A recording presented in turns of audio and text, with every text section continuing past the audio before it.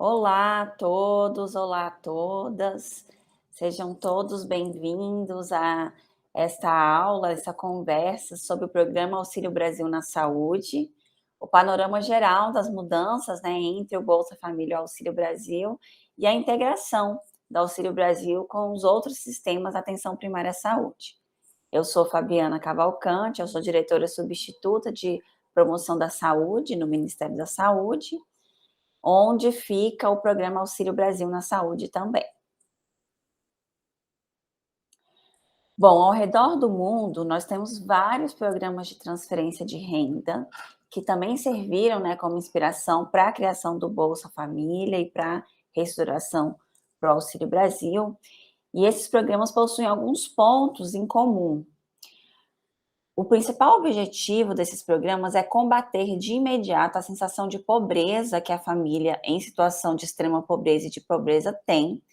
e contribuir a longo prazo para a melhoria da qualidade de vida das famílias beneficiárias. E aí entra também, além da questão da transferência de renda, outros pontos dos programas, como, por exemplo, acesso ao emprego, ao estudo, qualificação profissional e também as condicionalidades, que em sua maioria nos programas giram em torno das condicionalidades de educação e das condicionalidades de saúde. Outra característica geral dos programas de transferência de renda ao redor do mundo é que eles são políticas públicas formalizadas por legislação, né? Então, existem vários tipos de normas, mas, em aspecto geral, eles são formalizados por meio de lei. No Brasil, a gente tem legislação por meio de lei, por meio de medida provisória, por meio de decreto presidencial e também demais regulamentações que ocorrem por meio de portarias, sejam elas de um ministério ou interministerial, e também de algumas instruções normativas e operacionais. Bom, esses programas, eles transferem renda, né, a essas famílias, geralmente com uma diferença de perfil e de valores entre famílias em extrema pobreza e famílias em pobreza. E outra característica geral desses programas é o cumprimento de obrigações previamente estipuladas, que a gente chama, né, aqui no Brasil, de condicionalidades. No nosso caso, condicionalidade de educação e de saúde, que nós vamos falar mais à frente. Aqui no mapa, a gente tem esses pins pretos que mostram alguns dos países que possuem programas de transferência de renda ao redor do mundo, né? Sendo que um país referência na América Latina é o México, que iniciou seu programa de transferência de renda em 1997, e a gente também tem grandes economias que possuem programas de transferência de renda, entre elas o Canadá, Estados Unidos, Alemanha, Japão, que também servem de inspiração para os programas de renda dos outros países. Então, a gente pode visualizar aqui alguns exemplos de programas de transferência de renda, tanto nas Américas, quanto na Europa e na Ásia. Bom, e falando do histórico do Brasil, dos programas de transferência de renda, até janeiro de 2004, a gente tinha vários programas que faziam transferência de renda financeira e outros auxílios também, entre eles o programa Bolsa Escola, o Bolsa Alimentação, que era coordenado pelo Ministério da Saúde, o Vale Gás. E aí, a partir de janeiro de 2004, a gente teve a unificação desses programas e a criação do programa Bolsa Família, né, que teve sua vigência de janeiro de 2004 até novembro de 2021. A partir de novembro de 2021, a gente teve o estabelecimento e a reformação do Bolsa Família no programa Auxílio Brasil, que é o que está atualmente em vigência, né? Ao longo desses anos foram tendo alguns ajustes, tanto em questão de valores para transferência de renda, quanto em questão de condicionalidades e também, por exemplo, de acesso à qualificação profissional, ao mercado de trabalho, que foram questões ajustadas aí ao longo dos anos e adaptadas de acordo com a realidade brasileira. Bom, falando agora um pouco mais da reestruturação do Bolsa para a criação do Auxílio Brasil, a gente tem 3 normas que versam, né, sobre o Auxílio Brasil, que regulamentam o Auxílio Brasil nesse momento, que é a medida provisória 1061, o decreto número 10.852 e a lei 14.284, todas elas de 2021, que são as atuais normas que regulamentam o Auxílio Brasil. Dentro dos ministérios, sejam eles ministérios da cidadania, da saúde ou da educação, Nós estamos passando, neste ano de 2022, no processo de reformulação das portarias interministeriais, das instruções normativas, das instruções operacionais, dos manuais, e ao longo do tempo, em 2022, essas regulamentações, né, infralegais estão sendo lançadas pelos devidos ministérios. No Auxílio Brasil, a gente tem uma elegibilidade preferencial para as famílias em extrema pobreza, que todas são contempladas no programa, e as famílias em situação de pobreza são contempladas desde que elas tenham. Desculpa, errei. No Auxílio Brasil, as famílias em extrema pobreza, elas são famílias preferenciais de acesso ao programa, sendo todas, né, elas integradas ao Auxílio Brasil. E as famílias em situação de pobreza precisam ter em sua composição gestantes, nutrizes ou pessoas de até 21 anos incompletos para serem elegíveis, né, integrarem o Auxílio Brasil. Essa seleção ela é feita através do cadastro único e o corte para a entrada dessas famílias é a renda per capita, sendo que as famílias em extrema pobreza são consideradas nessa condição quando a sua renda per capita é de até R$ 105 por pessoa, e as famílias em pobreza são aquelas que possuem renda per capita de R$ 105,01 a R$ 210. E a gente olha para o Brasil agora nessa condição que a gente tem vivido, né, em especial essa condição desde a pandemia de Covid-19, com um olhar muito especial e com um acréscimo muito grande de famílias em situação de pobreza e de extrema pobreza. Então, a gente tem hoje no Brasil cerca de 5,7% de famílias, né, em situação de extrema pobreza, o que representa 12 milhões de brasileiros, e temos 24% da população em situação de pobreza, que representa hoje 50 milhões de pessoas. Esses dados, eles retomam um pouco dos dados do início dos anos 2010, então a gente teve realmente esse impacto da pandemia muito forte para essa população, e uma taxa de desocupação hoje que gira em torno de 11% e de informalidade de 40%, que é onde se encaixa a maioria da população que tem um perfil para Auxílio Brasil. A gente também teve um acréscimo muito significativo a partir da pandemia para a insegurança alimentar grave e também para a insegurança alimentar moderada. E a gente precisa também considerar que, por mais que o Brasil seja um país que tenha muitas condições, né, muitas oportunidades e muitas condições de riqueza, estudos mostram que uma família pode levar até 9 gerações, né, para deixar a faixa dos 10% mais pobres e chegar à renda média do país. Então, 9 gerações, a gente pode considerar em mais ou menos um século, né, para que essa família consiga realmente mudar de classe social, que é um período muito grande. E aí entra outro aspecto que reforça a necessidade dos programas de transferência de renda no Brasil. O programa Auxílio Brasil, assim como o programa Bolsa Família, né, ele tem uma responsabilidade compartilhada na gestão federal pelos Ministérios da Cidadania, Educação e Saúde, isso se repete também, né, nas gestões estaduais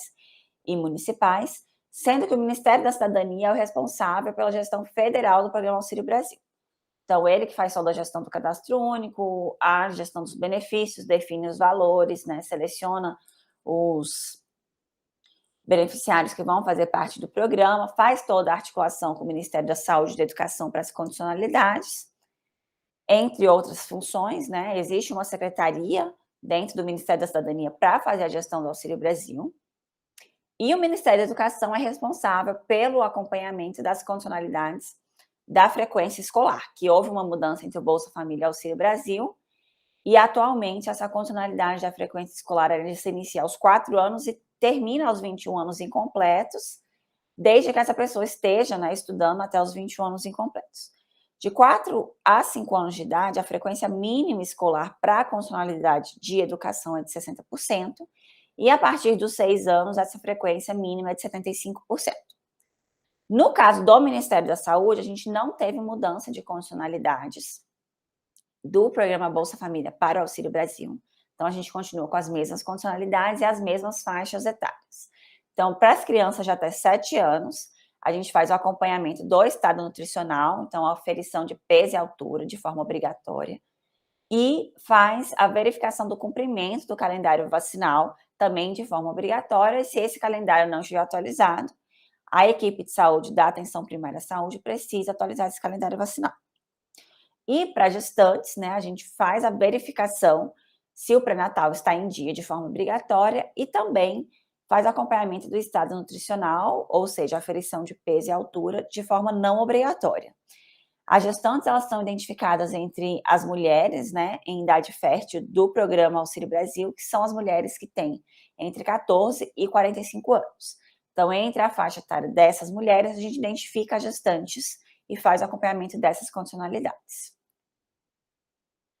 Quando a gente faz um recorte especificamente para o setor saúde, né, a gente também tem responsabilidades definidas naquelas normas legais que eu mostrei anteriormente, sendo que para a União a gente tem o estabelecimento, né, de uma responsabilidade para construir as diretrizes técnicas e operacionais, obviamente em parceria com os estados, os municípios e as instâncias colegiadas do Sistema Único de Saúde, e também a responsabilidade de fazer capacitação e apoio interfederativo, né, em parceria muito próxima com os estados também. No caso dos estados e do Distrito Federal, eles são responsáveis pela divulgação dessas normas do Auxílio Brasil, pelo estímulo à realização do acompanhamento das condicionalidades pelas equipes de saúde da atenção primária à saúde e também pela capacitação e o apoio interfederativo. Já os municípios e também o Distrito Federal, que tem essa característica híbrida, é responsável pelo estímulo, né, à realização do acompanhamento das condicionalidades pelas equipes da APS, pela inserção e atualização dos dados, né, do acompanhamento das condicionalidades nos sistemas de informação, sendo que o principal deles é o sistema de gestão do Programa Auxílio Brasil na Saúde, mas também o ESUS APS, né, que é o principal sistema da atenção primária, e também responsável pela capacitação das equipes da APS, né? Então, as equipes que trabalham nas unidades básicas de saúde, sejam elas equipes tradicionais, sejam elas equipes de saúde da família, para que realizem, né, o acompanhamento dessas condicionalidades. Bom, o Auxílio Brasil, ele teve divisões de valores muito mais estratificadas que o Bolsa Família, né? Então, aqui a gente vai trazer rapidamente quais são esses valores, mas naquelas normas legais vocês podem acessar especificamente as regras de cada um desses valores. Sendo que agora, nos benefícios básicos, nós temos de 4 tipos. O benefício da primeira infância, que paga um valor de R$ 130 por integrante que esteja na primeira infância. O benefício de composição familiar, que paga um valor de R$ 65 por integrante, sendo que o antigo benefício variável à gestante está incorporado agora ao benefício de composição familiar, ou seja, se a família tiver uma gestante em sua composição, é através do benefício de composição familiar que essa gestante vai receber 9 parcelas de R$ 65. E temos o benefício de superação da extrema pobreza, que varia de acordo com a renda per capita da família, e o benefício de compensação transitória, que é esse benefício que vai fazer essa mudança entre Bolsa Família e Auxílio Brasil, que também é um benefício variável de acordo com a renda da família. Lembrando que o valor médio do Auxílio Brasil, que é de R$ 400, ele é maior que o valor médio do Bolsa Família, que era na casa quase de R$ 200. Então, por isso que tem esse benefício de composição transitória para fazer essa mediação entre essas mudanças de valores do Bolsa Família para o Auxílio Brasil. O programa Auxílio Brasil também trouxe na sua composição vários auxílios e bolsas que não estavam previstos anteriormente, nesses valores que a gente consegue ver aqui, que são valores variáveis, de acordo com a bolsa auxílio que a família vai ser elegível. Então, no auxílio esporte escolas, a família com estudante que participa desse auxílio recebe um valor anual de R$ 1.000 e mais 12 parcelas de R$ 100. Se o estudante tem uma bolsa de iniciação científica júnior, a família recebe também um valor anual de R$ 1.000 e 12 parcelas de R$ 100. Se a família possui uma criança, né, que participa do auxílio Criança Cidadã, ele recebe mensalmente o valor de R$ 200 se essa criança for matriculada num turno parcial, né, escolar, ou um auxílio de R$ 300 mensais se essa criança for matriculada num turno integral na escola. O auxílio de inclusão produtiva rural e de inclusão produtiva urbana, ele tem um valor de R$ 200 mensais, de acordo com a elegibilidade da família para esse auxílio. Lembrando que vocês podem acessar todas as regras desses auxílios e dos benefícios básicos naquelas 3 legislações que eu falei anteriormente. O Programa Auxílio Brasil na saúde, né, assim como o Bolsa Família, ele é dividido em vigências. Então, a gente tem a primeira vigência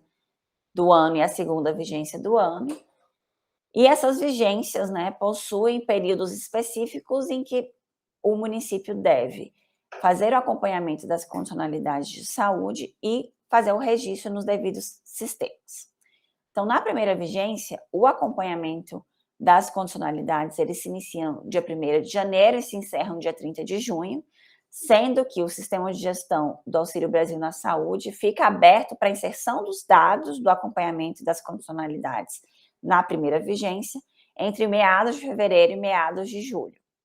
Já na segunda vigência, o acompanhamento em si das condicionalidades ocorre de 1º de julho a 31 de dezembro, e o período de registro, né, no sistema, a informação que está equivocada, ela ocorre entre meados de julho a meados de janeiro.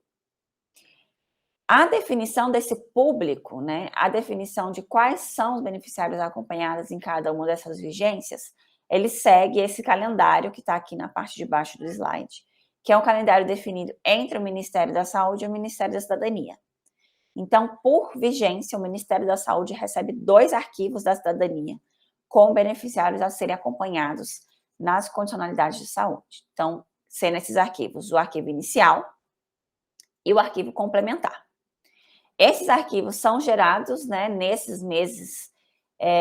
de acordo com as regras desses meses que a gente está vendo aqui. Então, o arquivo inicial da primeira vigência, ele é gerado, né, para que a gente consiga iniciar esse processo de acompanhamento das condicionalidades em janeiro, de acordo com a folha de pagamento do Auxílio Brasil de dezembro e as informações do Cadastro Único de novembro. Já o arquivo complementar da primeira vigência, que nos enviado em abril, né, ele é gerado de acordo com a folha de pagamento do Auxílio Brasil de março e com as informações do Cadastro Único de fevereiro. Já na segunda vigência, o arquivo inicial, ele é gerado de acordo com a folha de pagamento de junho e as informações do Cadastro Único de maio, e o arquivo complementar da segunda vigência é gerado de acordo com os dados da folha de pagamento de setembro e as informações do Cadastro Único de agosto. Lembrando que o arquivo complementar vai trazer para a saúde as informações de mulheres que entraram no Auxílio Brasil após a geração do arquivo inicial, sendo que o arquivo complementar, ele é sempre de acompanhamento não obrigatório, ou seja, essas mulheres, mesmo que elas estejam em idade fértil, ou seja, de 14 a 44 anos, elas têm um acompanhamento não obrigatório porque elas entraram na vigência depois do seu início. É importante a gente ter esses meses, né, de referência no nosso pensamento, porque algumas vezes acontece de um beneficiário entrar ao longo da vigência fora desses períodos, ou seja, fora até do arquivo complementar. Então, eles começaram a receber o pagamento a partir de abril, no caso da primeira vigência, a partir de outubro, no caso da segunda vigência, e eles não vão aparecer para a saúde naquela vigência, somente na próxima. O sistema de gestão do Programa Auxílio Brasil na Saúde, ele é acessado através da plataforma eGestor Atenção Básica ou eGestor Atenção Primária. Nesse link de acesso aqui, através de um login pessoal, tá? Então, cada trabalhador da atenção primária, cada trabalhador da saúde precisa ter o seu próprio login, com o seu CPF e a sua senha pessoal. Sendo que o cadastro deste gestor, né, ele pode ser feito tanto pelo coordenador da atenção. Deixa eu voltar um pouquinho. Sendo que o cadastro dessa pessoa que vai acessar o sistema do Auxílio Brasil na Saúde, ele pode ser feito tanto pelo secretário municipal de saúde, quanto pelo coordenador da atenção primária, quanto por alguns outros perfis que a gente vai falar um pouco mais agora. Dentro do eGestor, a gente tem vários sistemas da saúde, né? Então, o eGestor agrega tanto o sistema do Auxílio Brasil, quanto o SISVAN, por exemplo, o Sistema de Vigilância Alimentar e Nutricional, que a gente vai falar mais à frente, o Sistema de Micronutrientes, o Brasil Sorridente, a Saúde Bucal, o próprio ESUS, né, com seus relatórios. Então, lá a gente tem vários sistemas e relatórios e perfis que a gente pode acessar da atenção primária à saúde. E quando a gente fala do Auxílio Brasil especificamente, dentro do e-gestor e no sistema do Programa Auxílio Brasil na Saúde, a gente tem 3 perfis que os estados e os municípios podem acessar. O primeiro é o gestor e técnico estadual, né, voltado para a Secretaria de Estado de Saúde, em que eles podem monitorar e avaliar os acompanhamentos realizados pelos municípios. A gente tem, pelos municípios, o perfil de gestor municipal, que é o grande perfil do município, né, em que essa pessoa, ou várias pessoas, porque pode ser uma ou mais pessoas cadastradas nesse perfil, tem acesso a todas as funcionalidades do sistema de gestão do Auxílio Brasil na Saúde, que são agrupar bairros, gerenciar os EAS, os estabelecimentos de saúde, né, que vão realizar o acompanhamento das condicionalidades, vincular as famílias a esses estabelecimentos, gerar os mapas de acompanhamento, registrar os acompanhamentos e gerar os relatórios, sejam eles consolidados ou individualizados. E também os municípios podem cadastrar pessoas, uma ou mais também pessoas, no perfil de técnico municipal, sendo que esse técnico ele vai poder gerar mapas de acompanhamento, registrar acompanhamentos e gerar relatórios individuais e consolidados. Então, aqui a gente consegue perceber que os técnicos municipais, eles possuem menos funções habilitadas no sistema que os gestores municipais. Então, aqui a gente tem a tela inicial, que o gestor municipal vai visualizar e que um técnico vai visualizar no seu acesso restrito. E aí a gente consegue ver essa diferença de funcionalidades, sendo que o secretário municipal de saúde ou o coordenador da atenção primária conseguem cadastrar no sistema, né, para ter perfil no Auxílio Brasil, tanto gestores municipais quanto técnicos municipais. E os gestores municipais conseguem cadastrar pessoas no perfil de técnicos municipais também.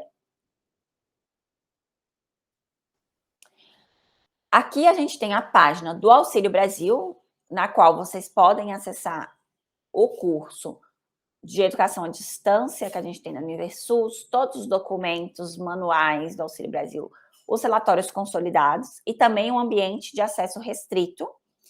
sendo que os relatórios individualizados é somente de acesso restrito, né, pelos municípios. Então, aqui vocês conseguem, através desse link, auxiliobrasil.saude.gov.br, acessar todos esses materiais e esses relatórios consolidados que estão no ambiente público,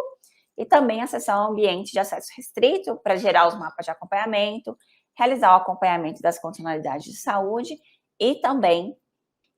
acessar os relatórios individualizados. Se a gente clica lá na parte dos manuais, a gente vai ter acesso, né, esse rol aqui de documentos que vão nos auxiliar no acompanhamento das condicionalidades, sendo que hoje a gente não consegue fazer durante essa aula o passo a passo de como seriam os dados de acompanhamento no sistema do Programa Auxílio Brasil na Saúde. Mas aqui, nesse destaque verde, a gente tem os principais manuais que vão nos auxiliar a como gerar os mapas de acompanhamento, inserir os dados de acompanhamento das condicionalidades de saúde no sistema. A gente consegue acessar os períodos de registro e o período de acompanhamento, como a gente falou nos slides anteriores, acessar o manual de como cadastrar gestores municipais e técnicos municipais no perfil do Auxílio Brasil no e-gestor. Então, aqui vocês vão, acessando nesse link, ter acesso a todos esses documentos, porque a partir de agora, nessa nossa aula, a gente vai falar um pouquinho da integração do Auxílio Brasil com o ESUS e depois com o Sistema de Vigilância Alimentar e Nutricional, o SISVAN, e com o SIS pré-natal. Então, na segunda parte da nossa aula, o nosso foco é falar sobre os dados de acompanhamento das condicionalidades de saúde que migram do ESUS APS, que é o principal sistema, né, da atenção primária, para dentro do sistema do Programa Auxílio Brasil na Saúde.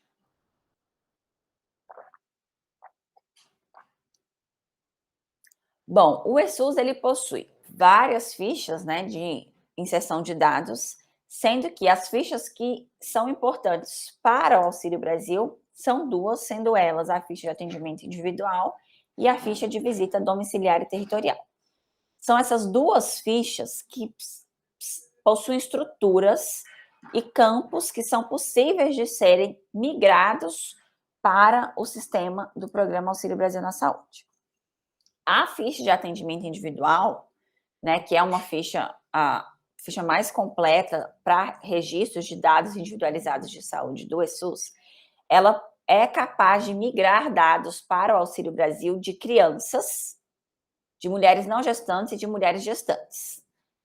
Sendo que, para que ocorra a migração desses dados, as crianças precisam estar com os dados nutricionais informados, ou seja, peso e altura, e com a vacinação em dia, né?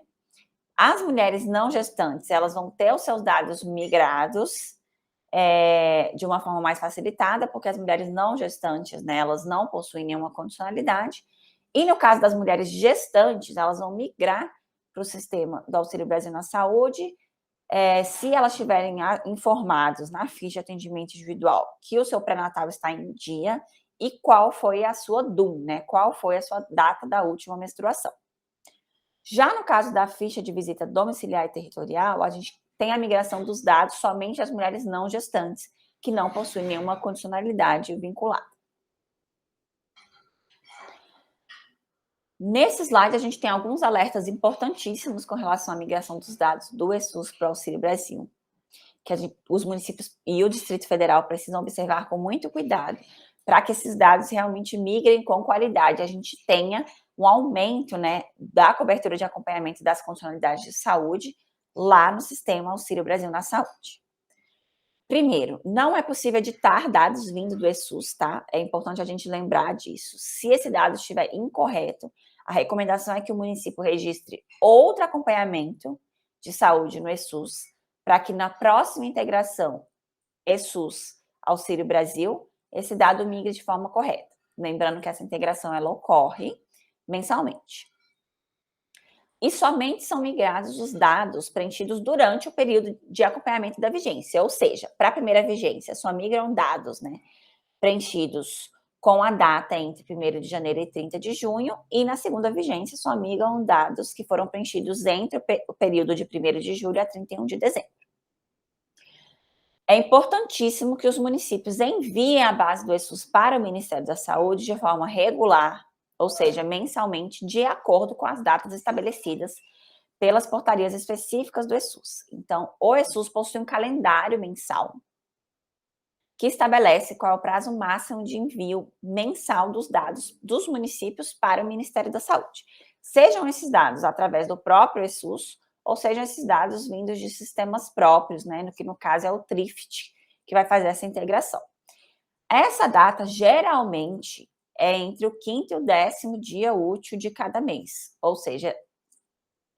por exemplo, se eu estou no mês de janeiro, eu tenho até mais ou menos entre o 5º e o 10º dia de fevereiro para enviar os dados de janeiro. É importantíssimo que os municípios e o DF enviem esses dados com regularidade durante essas datas, para que quando ocorra a integração entre os dados do eSUS e do Auxílio Brasil, esses dados elegíveis sejam migrados para o Auxílio Brasil e a gente tenha um aumento de cobertura no Auxílio Brasil. Para que a migração desses dados ocorra, né, do eSUS para o Auxílio Brasil, é importante a gente observar 3 aspectos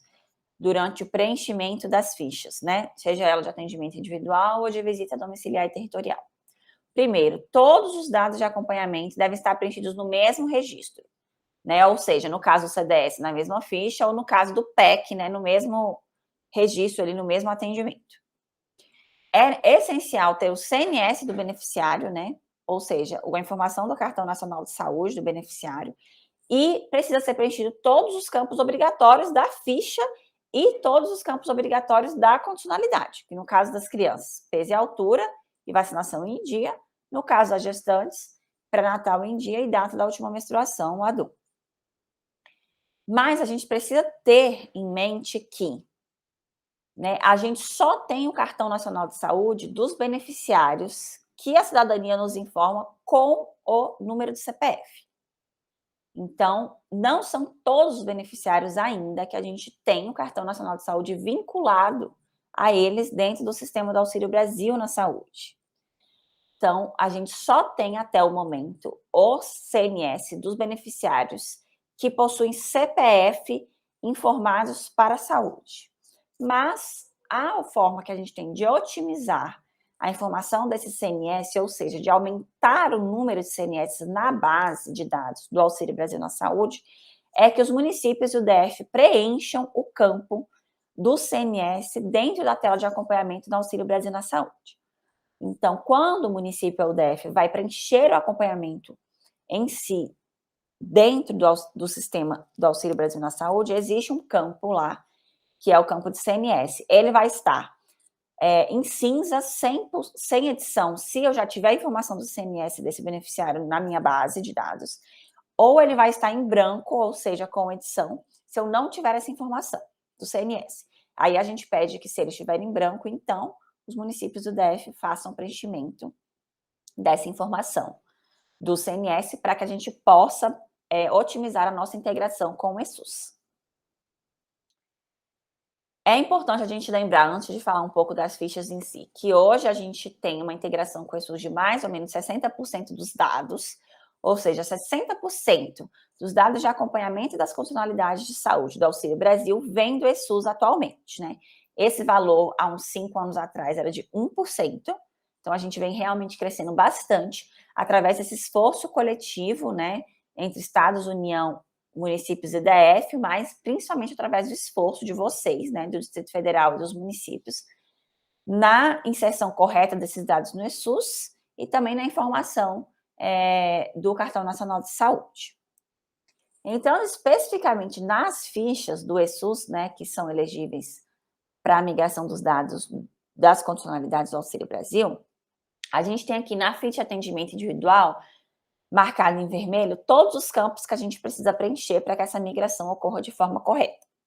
para o Auxílio Brasil na Saúde. Então, esses campos são a informação do CNES, né, da unidade, a informação do INE, do número da equipe, e a data,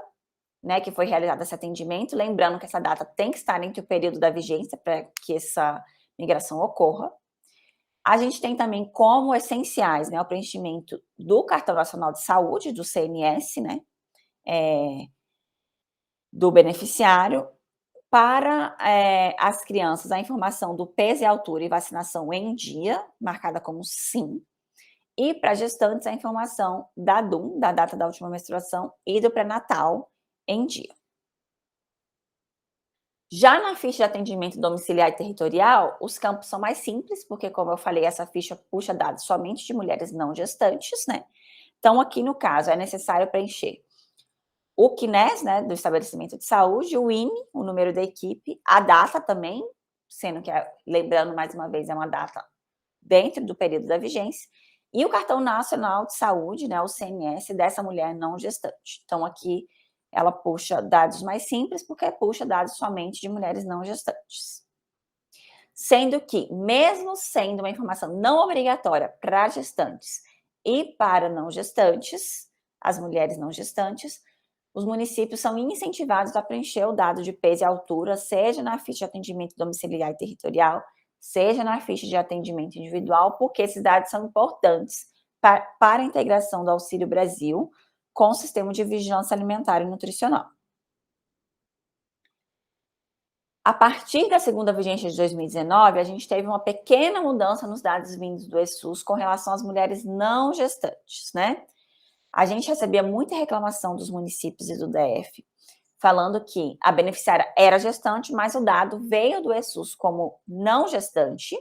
e eles não conseguiam modificar esse dado no sistema do Auxílio Brasil na Saúde, e o novo dado do ESUS demorava muito para integrar, e com isso a mulher ficava prejudicada para receber o seu benefício variável gestante na época do Bolsa Família, ou o benefício de composição familiar, agora no Auxílio Brasil. Com isso, a partir da segunda vigência de 2019, somente para as mulheres informadas como não gestante, vindas do ESUS, é possível modificar esse acompanhamento para gestante dentro do sistema do Auxílio Brasil na Saúde. Ou seja, o município vai entrar lá no acompanhamento dessa beneficiária, vai mudar o campo de é gestante não para é gestante sim. E para confirmar esse acompanhamento como gestante, ele precisa preencher todas as informações das condicionalidades de saúde para gestantes. Ou seja, ele precisa colocar se o pré-natal está em dia sim ou não. E se não estiver em dia, colocar o motivo de descumprimento dessa condicionalidade e precisa informar uma data correta da última menstruação, ou seja, uma data correta da ADUM, e aí ele consegue salvar esse acompanhamento. Então, com essa modificação, as mulheres que vêm do ESUS como não gestantes podem ser informadas como gestantes dentro do Auxílio Brasil, desde que sejam preenchidos todos os campos necessários para gestantes antes de salvar o acompanhamento. Aqui a gente vai mudar um pouco, né, o nosso foco. Então, a gente encerrou aqui um pouco a nossa conversa sobre o ESUS e vamos falar um pouco sobre o sistema de vigilância alimentar e nutricional. Então, aqui a gente retoma a importância da informação dos dados, né, antropométricos na ficha de atendimento individual e na ficha de atendimento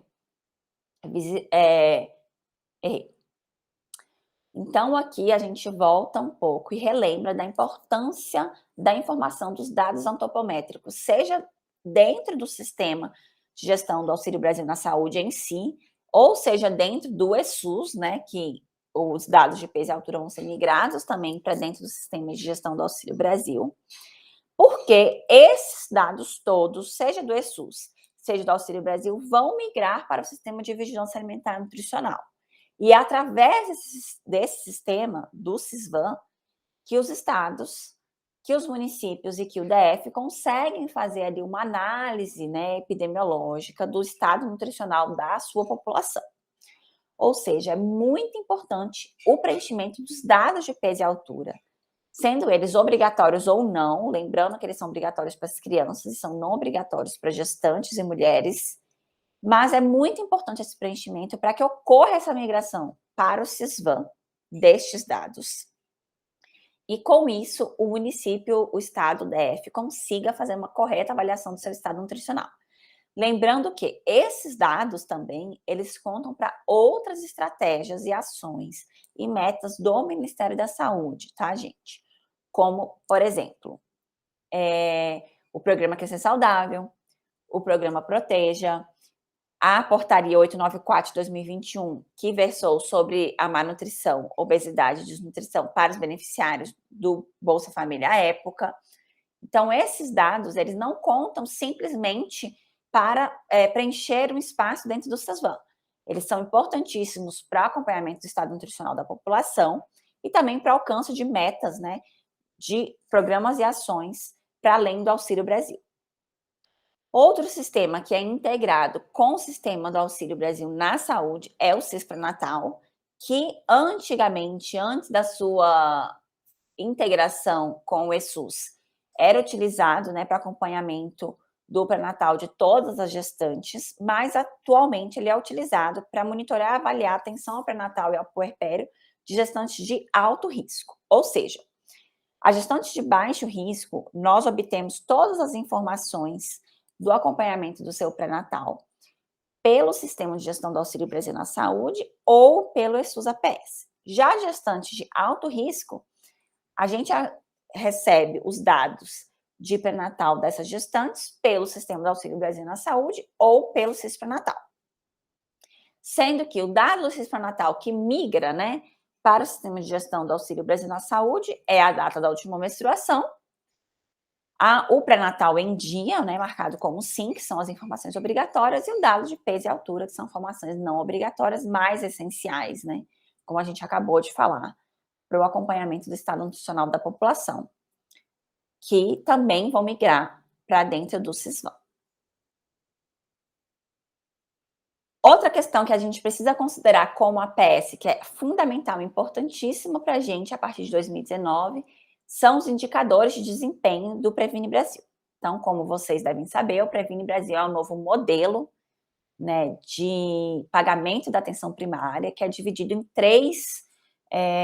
eixos, né? O primeiro é o eixo da captação, que possui sim um valor diferenciado se o cadastro for feito pelo município ou pelo DF de um beneficiário do Auxílio Brasil, por exemplo. O segundo eixo é o eixo de desempenho, que são 7 indicadores de desempenho, sendo que esses 2 aqui especificamente são mais relacionados com o Auxílio Brasil. E o terceiro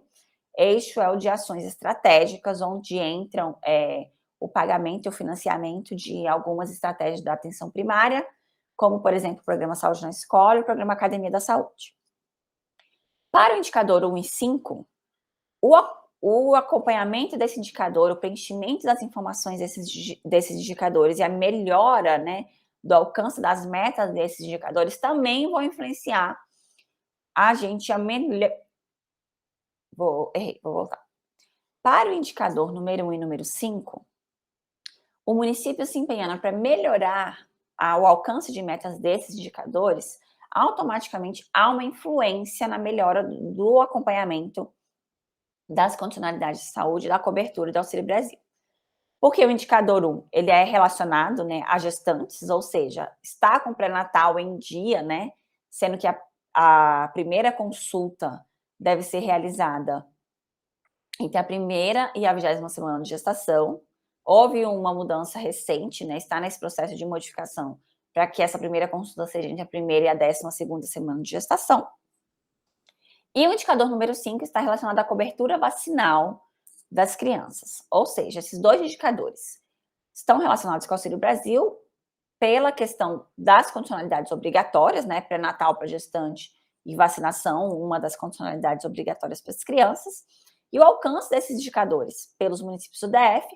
vão influenciar a melhora, né, do acompanhamento do Auxílio Brasil e, consequentemente, também o pagamento por desempenho, né, o recurso que o município vai receber por desempenho por esses 2 indicadores. Bom, caminhando já para o final da nossa conversa, quais são estratégias para cuidado integral que a gente pode ter com o olhar, né, do Auxílio Brasil? Então, o que a gente pode considerar no Sistema Único de Saúde, na atenção primária, na promoção da saúde, que vão nos auxiliar a ter um acompanhamento das condicionalidades de saúde mais qualificado, mais humanizado, e com isso uma cobertura melhor para que a gente consiga proporcionar para a população um maior acesso à saúde, que é um direito de todos, né? Que é um dever do Estado, de acordo com a Constituição. E com isso a gente consiga melhorar as condições de vida da população, em especial dos beneficiários.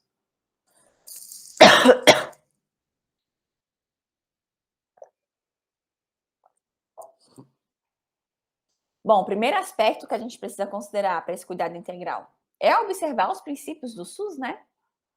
Sendo os principais deles relacionados com o Auxílio Brasil, a universalidade, a integralidade e a equidade. Deixa eu falar de novo essa parte. Bom, o primeiro aspecto que a gente precisa considerar para esse cuidado integral, né, para os beneficiários do Auxílio Brasil são os próprios princípios do SUS, né, sendo os principais deles para nós a universalidade, a integralidade e a equidade, super relacionados, né, com o nosso recorte populacional e relacionados com as condicionalidades que versam como objetivo, né, fundamental melhorar o acesso da população aos seus direitos básicos de saúde. É importante também que todos os profissionais, sejam eles da gestão, os profissionais que trabalham na ponta, nas unidades básicas de saúde, tenham sempre um olhar sem discriminação, sem juízo de valor para essa população dos beneficiários, sempre tendo em mente que as famílias que estão em descumprimento são as que mais necessitam de cuidados. São as famílias que ainda precisam internalizar que o acesso à saúde é um direito básico, que as condicionalidades é a porta de entrada ali para a atenção primária à saúde. É importante também ter sempre um planejamento, né, para a realização do acompanhamento das condicionalidades, e esse planejamento ele deve ser tanto dentro do setor saúde quanto intersetorial, envolvendo a assistência social, o cadastro único, a educação. Através desse planejamento intersetorial, abrem-se várias portas, né, para potencializar esse acompanhamento das condicionalidades, seja através da interlocução com a educação, para envio de bilhetes por agendas, por exemplo, seja através da interlocução com o cadastro único, para incentivar que os cadastradores incentivem as famílias a realizar o acompanhamento das condicionalidades de saúde, por exemplo, seja através das visitas domiciliares da assistência social, que também consegue identificar as famílias que estão em descumprimento. Então, esse planejamento e essa ação integrada é fundamental para qualificar o nosso cuidado para essa população.